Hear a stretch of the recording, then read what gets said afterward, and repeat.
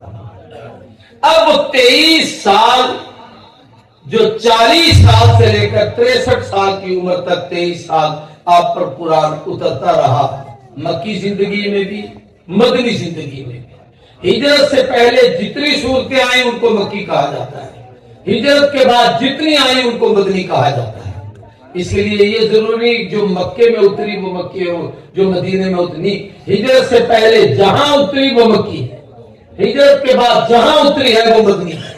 اب یہ سارا قرآن مجید 23 سال میں اللہ نے اپنے محبوب پہ مکمل کیا۔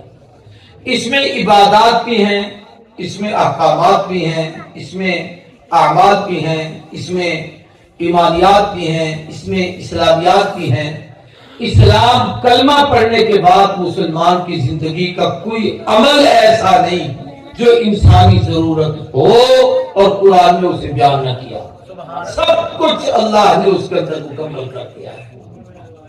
ارکان اسلام 5 ہیں، کلمہ، نماز، زکات، روزہ، حج۔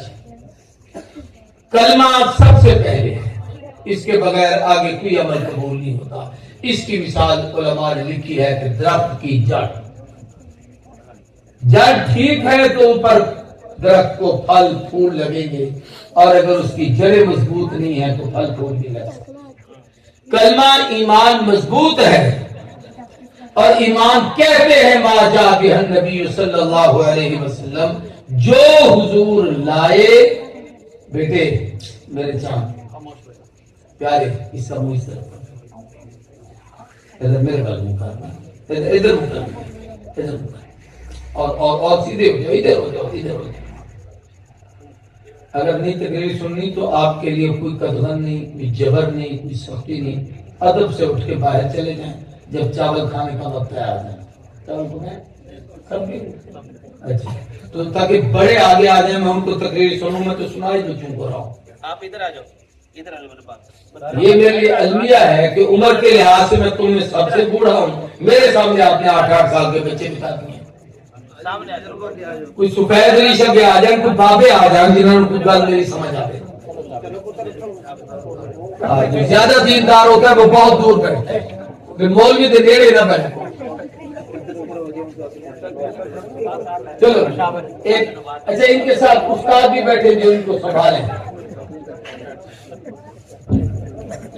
اور آگے بڑے آگے ہو جائیں، آگے ہو جائیں، کچھ نہیں ہوتا بھائی، جس کے آگے جگہ خالی ہو اس کو پر کر لیں، تاکہ درمیان میں کوئی شیطان نہ آ جائے، تاکہ وہ پھر آپ کو باتیں کروائے گا، ادھر ادھر بیٹھائے گا۔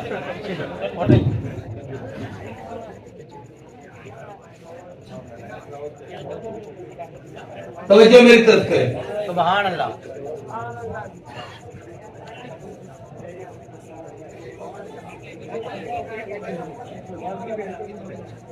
23 سال قرآن پاک اترا، 13 سال مکی زندگی، 10 سال مدنی زندگی۔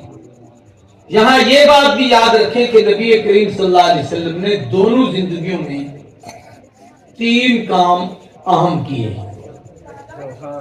مکی زندگی میں آپ نے دعوت و تبلیغ کا کام کیا ہے، ہر آدمی تک کلمہ پہنچایا ہے، ہر ایک کے دروازے پہ گئے ہیں، ان کے دروازوں پہ دستک کی ہے، گشت کیے ہیں، ان لوگوں کو دین سمجھانے کی کوشش کی ہے، اللہ کی وحدانیت بتائی ہے، ان کو کہا ہے کہ اللہ کا حکم مانو، اللہ کے نبی کے طریقوں پہ چلو۔